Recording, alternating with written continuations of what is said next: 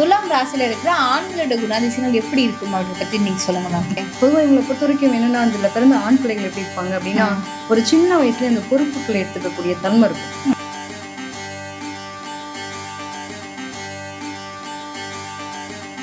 துலாம் ராசியில இருக்க பெண்கள் எப்படி மேம் இருப்பாங்க, அவங்களுடைய குணாதிசயங்கள் பத்தி சொல்லுங்க. நிச்சயமா பெண்களை பொறுத்த வரைக்குமே ரொம்ப அழகா இருப்பாங்க பாக்குறதுக்கு.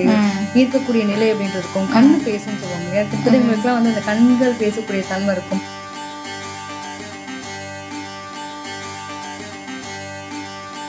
ஒரு பக்குவம் அடைஞ்சதுக்கு அப்புறம் அவங்களுடைய கேரக்டர் எப்படி இருக்கும், இதே மாதிரி தான் இருக்குமா? ரொம்ப இன்னசென்ட்டாவும் இருப்பாங்க. அதே மாதிரி வந்து எல்லாத்தையும் நம்புவாங்க. நம்பி அதாவது எவ்வளவு குத்துனாலும் ஏன்னா சனி உச்சம் இல்லையா, எவ்வளவு அடிச்சா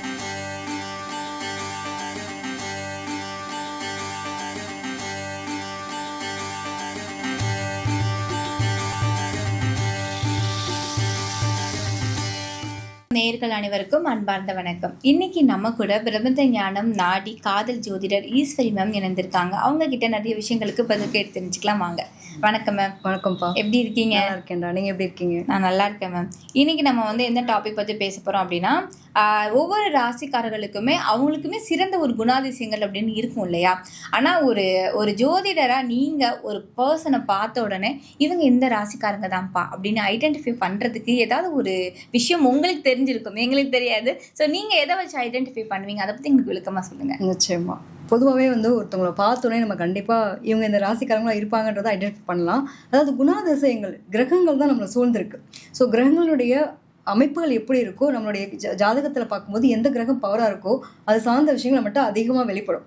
இப்போ எடுத்துட்டோம் அப்படின்னா ஒவ்வொரு ராசிக்கும் ஒரு யூனிக் இருக்கு, ஒவ்வொரு அதிபதிகள் இருப்பாங்க இல்லையா? இப்போ நம்ம ஜாதகத்தில் கிட்டத்தட்ட ஒரு 9 கிரகங்கள் ஆக்குபை பண்ணியிருக்கு. ஸோ இந்த கிரகங்களில் நமக்கு எந்த கிரகம் பவர்ஃபுல்லாக இருக்கோ அது சார்ந்த விஷயங்களை கண்டிப்பாக நம்ம ஃபாலோ பண்ணி தான் ஆகும். எங்கிருந்து தான் நமக்கு இந்த குணம் இருக்குன்னே தெரியாது இல்லையா? ஸோ அந்த மாதிரி சில குணாதிசயங்கள் நம்ம கிட்ட ஒட்டிகிட்டே இருக்கும். நம்ம வேணும்னு நினைச்சாலும் நம்ம அதை விட்டு விலகி வரவே முடியாது. பொதுவாக எடுத்துட்டோம்னா மேசம் அப்படின்னாலே செவ்வாயினுடைய ஆதிக்கம். அப்போ செவ்வாய்னா யாரு? ரொம்ப வந்து துடுக்கா இருக்கவங்க அப்படின்ற மாதிரி, அந்த கோபம் வேகம். அதே மாதிரி ரிஷபம் எடுத்துட்டா சுக்கிரன் அதிபதி, மிதுனம் எடுத்துட்டோம்னா புதன் அதிபதி. அப்ப ஒவ்வொருத்தருக்கும் ஒவ்வொரு குணாதிசயம் இருக்கலாம். வேகம் துடிப்புனா உங்களுக்கு செவ்வாய் பாக்குறோம், அழகுன்னு பாத்தீங்கன்னா சுக்கிரன், அறிவுன்னு பாத்தீங்கன்னா நமக்கு வந்து புதன். அப்ப அது மாதிரி சந்திரன் எடுத்துட்டோம் அப்படின்னா கண்பு, பாசம், கருணை. சூரியன் எடுத்துட்டீங்கன்னா ஆளுமை.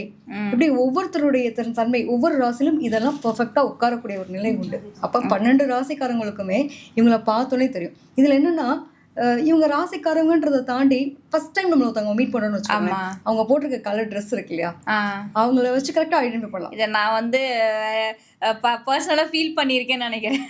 நிச்சயமா. ஓகே, அவங்க போட்டிருக்க ட்ரெஸ் வச்சு அவங்கள நம்ம ஐடென்டிஃபை பண்ணலாம். ஸோ ஓகே, இவங்களுக்கு இந்த கிராஸியா இருப்பாங்க அப்படின்ற மாதிரி.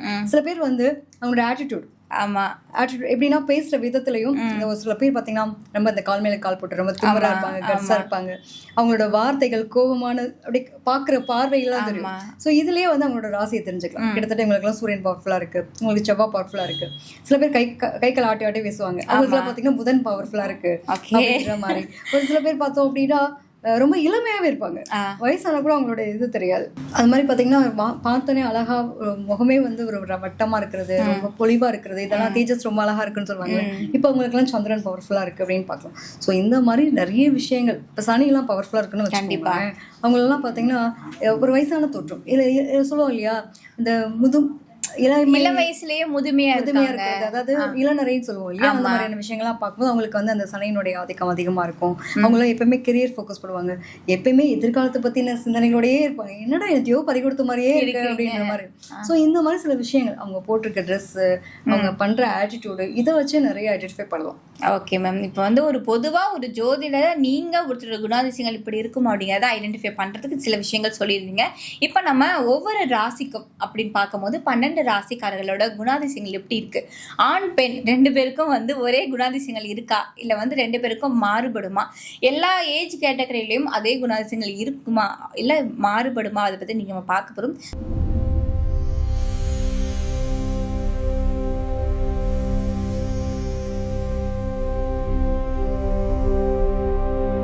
நம்ம அடுத்ததாக நம்ம துலாம் ராசி பற்றி பார்க்க போகிறோம். துலாம் ராசிக்காரர்கள் எல்லாருமே பேசிக்காக ஒருத்தரை பார்த்த உடனே ஐடென்டிஃபை பண்ணி இவங்க இப்படித்தான் அப்படின்னு இவங்க ஒரு இடம் போடுவாங்க இல்லையா? ஒரு ஜோதிடர் நீங்கள் வந்து சொல்லுங்கள், துலாம் ராசிக்காரர்கள் வந்து இப்படித்தான் அப்படின்னு நீங்கள் அவங்கள இடம் போகிற மாதிரி இன்னைக்கு வந்து சொல்ல போகிறீங்க, பேச போகிறோம் நம்ம இன்னைக்கு நம்ம. ஸோ ஃபர்ஸ்ட் வந்து துலாம் ராசியில இருக்கிற ஆண்களோட குணாதிசயங்கள் எப்படி இருக்கும் அப்படின்னு பத்தி நீங்க சொல்லுங்க மேம். கண்டிப்பா. துலாமை பொறுத்த வரைக்கும் எப்பவுமே வந்து காலச்சக்கரத்துக்கு 7ஆம் பாவம் ரொம்ப யூனிக்கான கேரக்டர். என்னன்னா சுக்கிரனுடைய வீடு, நமக்கு சூரியன் நீச்சமாய் சனி உச்சமடையக்கூடிய ராசி. பொதுவா வந்து இவங்களை பொறுத்த வரைக்கும் எப்படின்னா கெரியருக்கு ரொம்ப முக்கியத்துவம் கொடுப்பாங்க. ஓகே. அதே மாதிரி அழகுக்கு சார்ந்த விஷயங்கள், சுயமரியாதை கௌரவத்துக்கு ரொம்ப முக்கியத்துவம் கொடுக்கறது யாரு அப்படின்னா துலாம் ராசி தான். நீங்க சொன்ன மாதிரிதான் எல்லாத்தையும் எடை போட்டுட்டே இருப்பாங்கன்ற இல்லையா, சின்ன வயசுல இருந்தே அதுக்குள்ள தன்மை இருந்துட்டே இருக்கும். ஓகே. பொறுமை நிதானம் எந்த அளவுக்கு பொறுமையா இருக்காங்க, விட்டு கொடுக்குறவங்களும் இவங்க தான். ஏன்னா சனி வந்து மந்தக்காரகன், பொறுமை நிதானத்தை கொடுப்பார், அனுபவத்தை கொடுத்து அதுக்கப்புறம் அந்த ஒரு செயல்பாடை கொடுப்பாருன்னு சொல்ல முடியாது. இதெல்லாம் இவங்களுக்கு உண்டு. ஓகே. பொதுவாக இவங்களை பொறுத்த வரைக்கும் என்னன்னா அதுல பிறந்த ஆண் பிள்ளைகள் எப்படி இருப்பாங்க அப்படின்னா ஒரு சின்ன வயசுல அந்த பொறுப்புகளை எடுத்துக்கக்கூடிய தன்மை இருக்கும். வியாபாரம் செய்யாத துலாம் ராசி கிடையாதுன்னு சொல்லலாம். ஏன்னா இவங்களை பொறுத்த வரைக்கும் அந்த தராசு எல்லாத்தையும் வந்துட்டு ஒரு பிசினஸ் மைண்டடா பாக்குறது. எப்படி உங்க குடும்பத்திலயும் இவங்களும் வந்து கண்டிப்பா அந்த பிசினஸ் லைனை தொடாம உங்களால வரவே முடியாது. சின்ன வயசுல இருந்தே நீங்க என்னப்பா பண்ண போற அப்படின்னா நான் பிசினஸ் மேன் ஆகணும் ஆசைப்படுறேன், அந்த மாதிரி ஏதாவது ஒரு துறையை உருவாக்குறது, அதாவது கிரியேட்டிவா உருவாக்குறதுன்றது சாதாரண விஷயம். என்கிட்ட 10 பேர் வேலை பாக்குறாங்க, நான் ஒரு இடத்துல ஒரு கம்பெனில வேலை பார்த்தா கூட அங்க தலைமைத்துவமா இருக்கேன். எனக்கு என்னோட மேனேஜர் மேல இருக்காரு, ஆனா இந்த மேனேஜருக்கு கீழே நான் இருந்தாலும் எனக்கு கீழே ஒரு 15 பேர் வச்சு நான் வேலை பாக்குறேன் அப்படின்ற அளவுக்கு ஒரு முக்கியத்துவம் வாய்ந்த இடத்துல தான் அவங்க இருக்கும்னு நினைப்பாங்க. ஒண்ணு கவர்மெண்ட் ஜாப்பா பாக்குறேன்னா பிரச்சனை இல்லை, இல்லையா ஓன் பிசினஸா பண்றேன்னா அதுல நான் தனித்துவமா இருக்கேன் அப்படின்ற அளவுல இருக்குது. எப்பவுமே வந்து இவங்க போய் இந்த தொழிலாளியா இருக்கிறது அப்படிங்கறத விரும்ப மாட்டாங்க. ஆனா வயதுக்கு மீறின பக்குவம், ஏன்னா சனி உச்சம் அடையுது இல்லையா, நிறைய பேர் பாத்தீங்கன்னா சின்ன பையனா இருப்பான், வயசுக்கு மீறின பக்குவம். சூரியன் சனி நிறைய பேருக்கு இளநரையெல்லாம் பாத்தீங்கன்னா துலாம் ராசியில பிறந்தவங்களுக்கு இருக்கும். சின்ன வயசுல என்னெல்லாம் போட்டு எல்லாம் தடவிக்கிற மாதிரி இருக்குங்க, அளவுக்கு அதிகமான டென்ஷன். இந்த வயசுக்கு இவ்வளவு டென்ஷன் தேவையான்னு கேக்குறாங்க. எனக்கு ஏன்னு தெரியல, இப்பயே வந்து எனக்கு எதிர்காலத்தை பத்தின நிறைய சிந்தனைகள் இருக்கு அப்படின்னக்கூடிய பசங்க, நிறைய படிப்பாளி, நிறைய அறிவாளி, நிறைய ஜீனியஸா நிறைய பேர் யாரும் இருப்பாங்க அப்படின்னா துலாம் தான். அதே மாதிரி வந்து எங்க அப்பா தோள் கொடுப்பான் தோழன் அப்படின்றது மாதிரி என்னோட அப்பா பட்ட கஷ்டத்தை அவருக்கு வந்து கொஞ்சம் ரெஸ்ட் கொடுக்கணும், நான் அந்த கஷ்டத்தை நான் சுமக்கணும் அப்படின்ற அளவுக்கு ஒரு பொறுப்பா அந்த மாதிரி நிலைகள்லாம் வந்து துலாமுக்கு உண்டு. துலாம் பசங்க எந்த அளவுக்கு ஜாலியோ, அந்த டீனேஜ் எல்லாம் வந்துச்சுன்னா இவங்களோட அலப்பறைக்கு அளவே இல்லை. நிச்சயமா எல்லாமே வந்து ரொம்ப ஜாலியா கொண்டு போறது. இவங்களை சுத்தி பெண்களுடைய நிலைகள் இருந்துகிட்டே லவ் லைஃப்ல மாட்டுவாங்க, பஞ்சாயத்து சந்திப்பாங்க, இந்த பிள்ளைதான் வேணும் அடம் பண்றது, போராடுறது, இது எல்லாமே கிராஸ் பண்ணு பிரச்சனையா, பஞ்சாயத்து பார்க்கலையா, பார்த்துட்டு வந்தாச்சுங்களா அப்படின்ற அளவுக்கு எதுனா ஒரு ப்ராப்ளம்ஸ் வந்து பார்க்கக்கூடிய நபர்கள் யாருன்னா நம்ம துலாம் பிறந்த ஆண்கள். அதே மாதிரி வந்து ஃபியூச்சர்ல கூட பாருங்க, எப்பயுமே வந்து எதிர்காலம் அப்படின்னு ஒரு விஷயம் இருக்குல்ல, எதிர்காலத்துக்காகவே கால்குலேட்டிவா வாழ்வாங்க. பசங்களுக்கு ரொம்ப இம்பார்ட்டன்ட் கொடுப்பாங்க. துலாம்ல பிறந்த ஆண்கள் எப்படின்னா ரொம்ப பெரிய ஆளா இருப்பாங்க. திடீர்னு ஒரு நல்ல ஒரு வளர்ச்சி ஆஃப்டர் மேரேஜ்க்கு அப்புறம் பாத்தீங்க அப்படின்னா எல்லாம் எப்படி தெரிஞ்சிட்டு இருந்தா ஒரு மாதிரி இவனா அப்படி மாறிட்டான் அப்படின்ற அளவு கடந்த இதுவே வரும், ஆன்மீகமும் வரும். அந்த ஜெனட்டிக்கான நிலைகள் இருக்கு இல்லையா, அந்த குடும்பத்துல இருக்கக்கூடிய வேற என்னவோ அதுதானே, அது மாதிரி இவங்களுக்கான நிலைகள் நிறைய அவங்க ஒரு பேஸ் வந்து அந்த ஃபேமிலில இருந்து வரும்.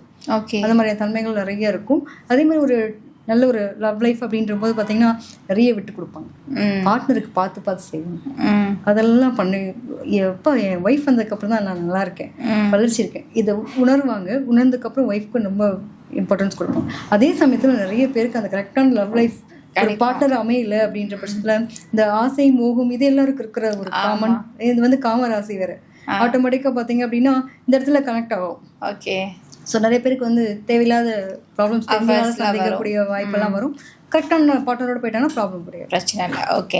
இப்போ துலாம் ராசியில் இருக்கிற ஆண்கள் பற்றி பார்த்தோம்ல மேம், துலாம் ராசியில் இருக்கிற பெண்கள் எப்படி மேம் இருப்பாங்க, அவங்களுடைய குணாதிசயங்கள் பற்றி சொல்லுங்க. நிச்சயமா பெண்களை பொறுத்த வரைக்குமே ரொம்ப அழகா இருப்பாங்க, பார்க்கறதுக்கு ஈர்க்கக்கூடிய நிலை அப்படின்றதுக்கும் கண்ணு பேசுன்னு சொல்லுவாங்க இல்லையா, கிட்டத்தட்ட இவங்களுக்குலாம் வந்து அந்த கண்கள் பேசக்கூடிய தன்மை இருக்கும், ஒரு முகம் நல்ல பொலிவா இருக்கக்கூடிய நிலை அப்படின்றது துலாமுக்கு உண்டு. அதே மாதிரி இவங்களுமே பிசினஸ் பண்ணணும்னு இருப்பாங்க, ஓனா பிசினஸ் பண்ணணும். நான் போய் ஒருத்தங்கிட்ட வேலை பார்க்க முடியாது, ஃபேமிலிக்கு ரொம்ப இம்பார்ட்டன்ட் கொடுப்பாங்க, ஃபேமிலி தான் முக்கியம். அதே சமயத்துல எனக்கான கெரியரை நான் உருவாக்கணும், என்னோட பிள்ளைங்களை பார்க்கணும், எனக்கான ஃபேமிலியை நான் உருவாக்கணும் அப்படின்ற அளவுக்கான தன்மைகள் இருக்கும். ஒன்றுக்கு மேற்பட்ட வேலைகள் எப்பவுமே வந்து சனி அப்படிங்கிறப்ப இறங்கி களத்துல இறங்கி வேலை பார்க்குற அளவுக்கு தன்மை கொடுக்கும்.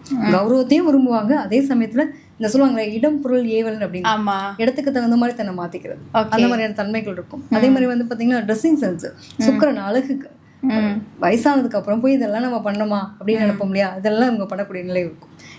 ஒரு 35+ அப்புறம் உங்களோட வாழ்க்கை வளர்ச்சி அப்படிங்கிறத பார்க்கலாம். அதே மாதிரி இவங்களுக்குலாம் லவ் லைஃப் கண்டிப்பா லாக் ஆவாங்க. சின்ன வயசுலயே பாத்தீங்கன்னா இந்த மேக்கப் பண்ணிக்கிறது குழந்தைங்கலாம் பார்ப்போம்ல, அழகா போய் மேக்கப் ஆமா. எனக்கு இது வேணும் வாங்கி அப்படின்ற அளவுக்கு லிப்ஸ்டிக் போட்டுறது, இத்தினோண்டா இருக்கும்போதே அது அழகா தன்னை மெடுக்கா காட்டுறது, இதெல்லாம் இருக்கும். அதே மாதிரி ஒரு டீனேஜ் கிராஸ் பண்ணும்போதெல்லாம் பார்த்தீங்கன்னா ரொம்ப அழகா நம்மளை வந்து எப்பயுமே இந்த ட்ரெஸ்ஸிங் சென்ஸ்ன்றது இவங்கள பார்த்து கற்றுக்கலாம். ஸோ சூப்பராக ட்ரெஸ் பண்ணுவாங்க.